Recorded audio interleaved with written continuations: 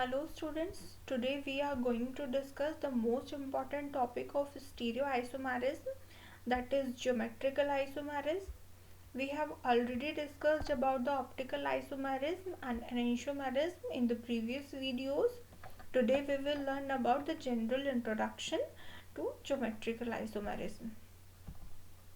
Geometrical isomerism is the type of configurational isomerism. I have told you that isomerism is of two types, configurational and conformational. Conformational isomerism generally alkanes show करते हैं और configurational isomerism वो compound show करते हैं जिनके structure भी same होते हैं लगभग और जिनका मॉलिक्यूलर फॉर्मूला भी सेम होता है, बट उनके जो एटम्स हैं अटैच्ड हैं या ग्रुप अटैच्ड हैं उनका अरेंजमेंट डिफरेंट होता है. In other words the difference in their special arrangement of atoms और groups. Geometrical isomers are the stereoisomers which have different arrangement of groups or atoms around the rigid framework of double bonds. Stereoisomerism is of two types. First is geometrical isomerism and the another is optical isomerism. दोनों isomerism में special arrangement different होता है atoms का. तो geometrical isomerism generally alkenes show करती हैं या फिर वो कंपाउंड शो करते हैं जिनके पास डबल बॉन्ड होता है. जिनके पास डबल बॉन्ड नहीं होता है वो वाले कंपाउंड ज्योमेट्रिकल या आइसोमेरिज्म या फिर जीआई शो नहीं करते हैं. और ज्योमेट्रिकल आइसोमेरिज्म शो करने के लिए डबल बॉन्ड होना ज़रूरी है और डबल बॉन्ड से जो अटैच्ड ग्रुप हैं या एटम्स हैं वो डिफरेंट होने चाहिए.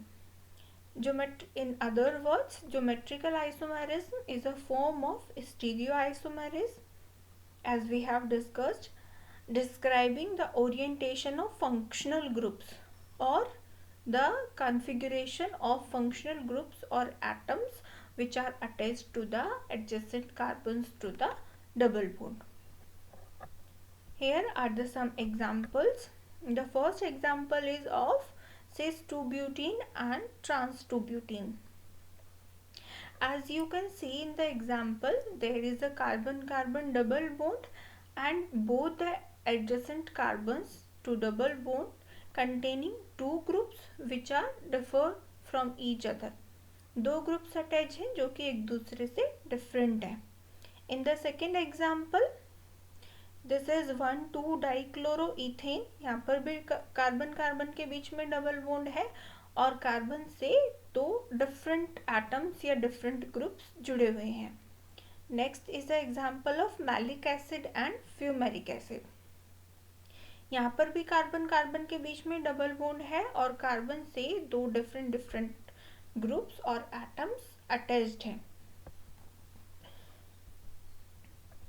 Geometrical isomerism is also known as cis-trans isomerism. Cis-trans is the type of nomenclature of geometrical isomers. इसे हम nomenclature में पढ़ेंगे कि कौन से कंपाउंड को हम cis बोलते हैं और कौन से कंपाउंड को हम trans बोलते हैं. The carbon atoms of carbon-carbon double bond are sp2 hybridized.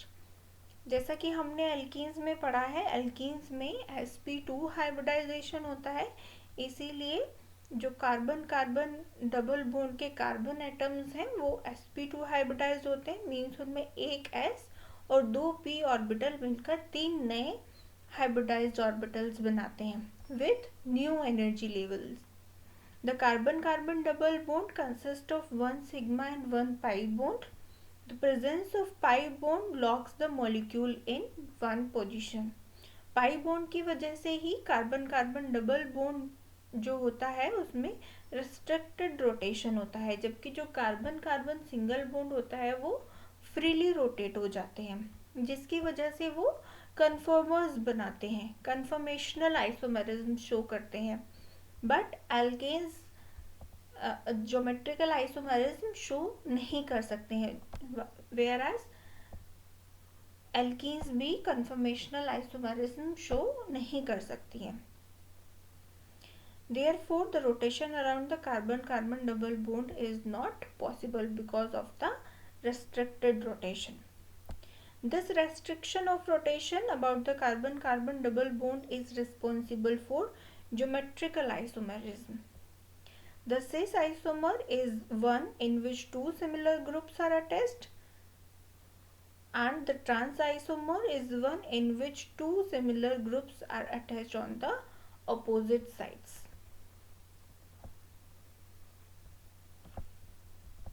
Next is the conditions to show geometrical isomerism. Geometrical isomerism show करने के लिए किसी कंपाउंड के पास क्या क्या चीज़ें होनी चाहिए या क्या क्या कंडीशंस होनी चाहिए, इसके लिए दो मेन कंडीशंस हैं, इंपॉर्टेंट कंडीशंस हैं. The first one is molecule must have carbon carbon double bond. Molecule में कार्बन कार्बन के बीच में एक डबल बॉन्ड ज़रूर होना चाहिए. अगर डबल बॉन्ड नहीं होता है तो वो कंपाउंड ज्योमेट्रिकल आइसोमेरिज्म शो नहीं करेगा. अगर उसमें कार्बन कार्बन सिंगल बॉन्ड होता है तो वो कन्फर्मेशनल आइसोमेरिज्म शो करेगा, और उसमें ट्रिपल बॉन्ड होता है तब भी वो ज्योमेट्रिकल आइसोमेरिज्म शो नहीं करेगा. Next condition is two atoms और group attached to doubly bonded carbon atom must be different. जो कार्बन कार्बन डबल बॉन्ड है, मीन्स जो कार्बन अटैच्ड हैं डबल बॉन्ड से, उन कार्बन पर दो डिफरेंट ग्रुप्स अटैच्ड होने चाहिए. This is the second condition. अगर डिफरेंट ग्रुप अटैच्ड नहीं होते हैं देन वो कंपाउंड ज्योमेट्रिकल आइसोमेरिज्म शो नहीं करेगा. In example, this is the perfect example to show geometrical isomerism. यहाँ पर कार्बन कार्बन के बीच में डबल बॉन्ड भी है, हमारी फर्स्ट कंडीशन भी फुलफिल हो रही है, एंड इन द सेकेंड कि कार्बन के पास दो डिफरेंट एटम भी अटैच्ड हैं. In the first example carbon के पास जो एटम्स अटैच्ड हैं वो सिस फॉर्म में है, और इन द अनदर एग्जाम्पल जो एटम अटैच्ड हैं उनमें एक कार्बन एक 180 डिग्री पर रोटेट हुआ है, जिसकी वजह से उसके जो एटम्स हैं वो अपोजिट डायरेक्शन में चले गए हैं. उस फॉर्म को हम ट्रांसफॉर्म कहते हैं. Here are the some other possible conditions. First example ले लेते हैं, दैट इज ए. इसमें क्या है, कार्बन कार्बन डबल बॉन्ड है और कार्बन के पास दो डिफरेंट एटम है. पहली वाली कंडीशन हमारी फुलफिल हो रही है कि कार्बन के पास डबल बॉन्ड है. दूसरी वाली कंडीशन में क्या है कि उनके पास डिफरेंट एटम्स होने चाहिए. तो ए और बी दोनों डिफरेंट एटम है. इसका मतलब ये जो ए वाला कंपाउंड है वो ज्योमेट्रिकल आइसोमेरिज्म शो करेगा. Next B, carbon carbon double bond है और पहले वाले कार्बन के पास दो एटम्स हैं और दोनों ही सेम हैं. दूसरे वाले कार्बन के पास भी दो एटम हैं, बी एंड बी, और दोनों ही सेम हैं. ये हमारी दूसरी वाली कंडीशन को फुलफिल नहीं करता है, इसीलिए ये वाला कंपाउंड ज्योमेट्रिकल आइसोमेरिज्म शो नहीं करेगा. Coming to the next, carbon carbon double bond है. फर्स्ट कंडीशन फुलफिल हो रही है, एक कार्बन पर दो सेम एटम्स प्रेजेंट है जबकि दूसरे कार्बन पर दो डिफरेंट एटम्स प्रेजेंट है. अब इसमें हमारी दूसरी कंडीशन फुलफिल नहीं हो रही है क्योंकि हमें दोनों कार्बन पर ही दो डिफरेंट एटम्स चाहिए. तो सी वाला कंपाउंड भी ज्योमेट्रिकल आइसोमेरिज्म शो नहीं करेगा. डी वाले कंपाउंड में कार्बन कार्बन डबल बॉन्ड है. एक कार्बन के पास दो एटम्स हैं, दोनों डिफरेंट है. दूसरे कार्बन के पास भी दो एटम्स हैं, दैट डी एंड ई दोनों डिफरेंट है.